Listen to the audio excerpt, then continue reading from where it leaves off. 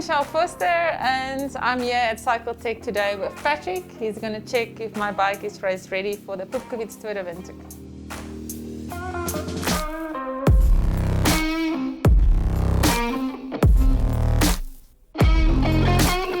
Hey Michelle, nice to have you here.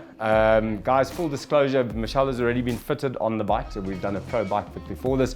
What we want to show you guys today, this is really just preparation for the Tour de Windhoek, is what you should be looking out for on your bike in terms of touch points and in terms of things like knee angle, etc, etc. So we're going to take you through 4 basic steps.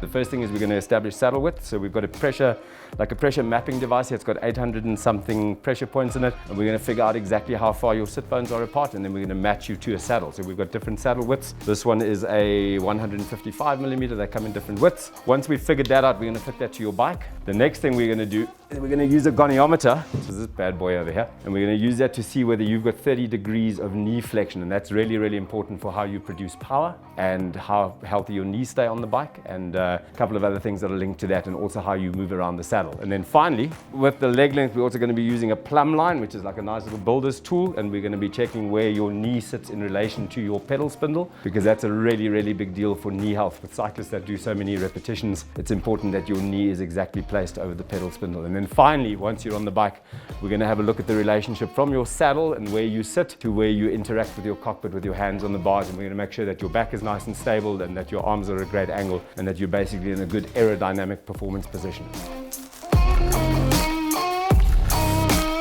Cool, Michelle, we've checked through everything, so your knee angle is really, really nice. It's a good solid position. You're going to produce lots and lots of power.